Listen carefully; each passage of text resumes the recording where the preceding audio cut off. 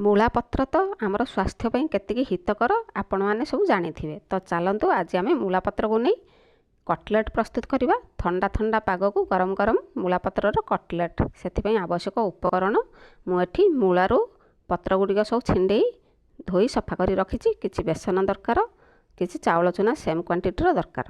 ଗୋଟେ ବଡ଼ ସାଇଜ ପିଆଜ ଏମିତି ଏକଦମ ଛୋଟ ଛୋଟ କରି କାଟି ନେଇଛି। କିଛି କଟା କଞ୍ଚା ଲଙ୍କା ଦରକାର। ଆବଶ୍ୟକ ଅନୁସାରେ ଅଦା ରସୁଣ ଛେଚା, ଲୁଣ, ହଳଦୀ, କିଛି ଗରମ ମସଲା ଗୁଣ୍ଡ ଦରକାର। ଛାଣିବା ପାଇଁ ତେଲ ଦରକାର। ତ ବର୍ତ୍ତମାନ ଚାଲନ୍ତୁ ଆମେ ମୂଳା ପତ୍ରର ଏହି ମୋଟା ମୋଟା ସାଇଁ ଗୁଡ଼ିକ ବାହାର କରିନେବା। ଏହି ମୋଟା ନାଡ଼ ଗୁଡ଼ିକ ଟିକେ ପାକଳ ପତ୍ର ବାହାର କରିବା ଦରକାର, କିନ୍ତୁ କଷି ପତ୍ର ହୋଇଥିଲେ ନ ବାହାର କଲେ ଚଳିବ। ଏମିତି ସବୁ ବାହାର କରି ରଖିବା। ଏଠି ମୁଁ ମୂଳା ପତ୍ରର ନାଡ଼ ଗୁଡ଼ିକ ବାହାର କରି ନେଇଛି। ୟାକୁ ଚୁନା ଚୁନା କରି କାଟି ରଖିବା। ବର୍ତ୍ତମାନ ଏଠି ମୁଁ ଚୁନା ଚୁନା କରି କାଟି ନେଇଛି। ବର୍ତ୍ତମାନ ଏଥିରେ ଆଉ ଅଲଗା ସାମଗ୍ରୀ ସବୁ ମିଶାଇ ନେବା। ବର୍ତ୍ତମାନ ବେସନ ଚାଉଳ ଚୁନା ମିଶାଇବା। ମିଶାଇ ସାରିବା ପରେ ଆମର ଯଦି ବାଇଣ୍ଡିଙ୍ଗ ହେଉନି ତାହେଲେ ପରେ ଆଉ ମିଶାଇ ପାରିବା। ବର୍ତ୍ତମାନ ଦେଇଦେବା ଆମର କଟା ପିଆଜ, କଟା କଞ୍ଚା ଲଙ୍କା। ବର୍ତ୍ତମାନ ଦେଇଦେବା ଆମର ଆବଶ୍ୟକ ଅନୁସାରେ ଲୁଣ, ହଳଦୀ। ବର୍ତ୍ତମାନ ଆମର ଅଦା ରସୁଣ ଛେଚା ଦେଇଦେବା। ଆମର ଇଏ ହେଲା ଗରମ ମସଲା ଗୁଣ୍ଡ। ଏସବୁ ବର୍ତ୍ତମାନ ଆମେ ଭଲ ଭାବରେ ମିଶାଇ ନେବା। ସେ ଯଦି ବାଇଣ୍ଡିଙ୍ଗ ହେଉନି ତାହେଲେ ଆଉ ଟିକେ ବେସନ ଆଉ ଚାଉଳ ଚୁନା ମିଶାଇ ପାରିବେ। ବର୍ତ୍ତମାନ ତ ବାଇଣ୍ଡିଙ୍ଗ ହେଉନି, ଆଉ ଟିକେ ବେସନ ଚାଉଳ ଚୁନା ସେମ୍ କ୍ୱାଣ୍ଟିଟିର ମିଶାଇ ନେବା। ବିଲକୁଲ ପାଣି ଦେବାନି, ବିଲକୁଲ ପାଣି ନ ଦେଇ ଏମିତି ମିଶାଇ ନେବା। ସିଏ ମୂଳା ପତ୍ରରୁ ପାଣି ବାହାରି ସେ ଆପେ ଚକଟି ହୋଇଯିବ। ଇଏ ଦେଖନ୍ତୁ ବିଲକୁଲ ପାଣି ନେଇ ଆମର ଚକଟା ହୋଇଗଲା।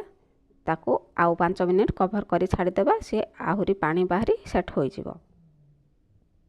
ଏ 5 ମିନିଟ୍ ପରେ ଦେଖନ୍ତୁ ଏ ଭଲ ଭାବରେ ଆମର ସେଥିରୁ ଅଳ୍ପ ନେଇ ହାତରେ ଏମିତି କଟଲେଟ୍ ଗଢ଼ି ଦେଖିଲେ କଟଲେଟ୍ ଗଢ଼ି ହୋଇଯାଉଛି। ବର୍ତ୍ତମାନ ଯିବା ଆମର ଗ୍ୟାସ୍ ଅନ୍ କରି ତେଲ କଡ଼େଇ ବସାଇବା। ତେଲ ଗରମ ହେଲାଣି କି ନାହିଁ ବର୍ତ୍ତମାନ ଚେକ୍ କରିନେବା। ବର୍ତ୍ତମାନ ତ ତେଲ ଗରମ ହୋଇଗଲାଣି। ଆମର ମୂଳା ପତ୍ରର ମିଶ୍ରଣରୁ ଅଳ୍ପ ଅଳ୍ପ ନେଇ ଏମିତି କଟଲେଟ୍ ଗଢ଼ି ସେହି ଗରମ ତେଲରେ ଦେଇଦେବା। ଏପରି ସବୁ କଟଲେଟ୍ ଗୁଡ଼ିକ ଗଢ଼ି ନେବା। ଦୁଇ ପାଖ ଯାକ ଟିକେ ବ୍ରାଉନ୍ କଲର୍ କରି ଭାଜି ନେବା। ଗୋଟେ ପାଖ ଭାଜି ହୋଇଯିବା ପରେ ଏମିତି ଓଲଟେଇ ନେଉଥିବା। ଇଏ ବର୍ତ୍ତମାନ ଆମର ଦେଖନ୍ତୁ ଭଲ ଭାବରେ ଭାଜି ହୋଇଗଲାଣି। ଲୋ ଟୁ ମିଡ଼ିୟମ୍ରେ ହିଁ ଏସବୁ ଭାଜିବା ଆମେ। ବର୍ତ୍ତମାନ ଆମର କଟଲେଟ୍ ସବୁ ପ୍ରସ୍ତୁତ ହୋଇଗଲା। ଆମର ଥଣ୍ଡା ଥଣ୍ଡା ପାଗକୁ ଗରମ ଗରମ ମୂଳା ପତ୍ରର କଟଲେଟ୍ ବର୍ତ୍ତମାନ ଗରମ ଗରମ ସର୍ଭ କରିବା। ଯେକୌଣସି ସସ୍ ସାଙ୍ଗରେ ଆପଣ ଖାଇପାରିବେ। ଏହିପରି ପ୍ରସ୍ତୁତ କରନ୍ତୁ ମୂଳା ପତ୍ରର କଟଲେଟ୍। ଖାଆନ୍ତୁ। କେମିତି ଲାଗିଲା କମେଣ୍ଟ ମାଧ୍ୟମରେ ଜଣାନ୍ତୁ। ଲାଇକ୍ କରନ୍ତୁ, ସେୟାର କରନ୍ତୁ। ସବସ୍କ୍ରାଇବ୍ ଯଦି କରିନାହାନ୍ତି ମୋ ଚ୍ୟାନେଲ୍ ତାହେଲେ ସବସ୍କ୍ରାଇବ୍ କରିନିଅନ୍ତୁ। ଧନ୍ୟବାଦ।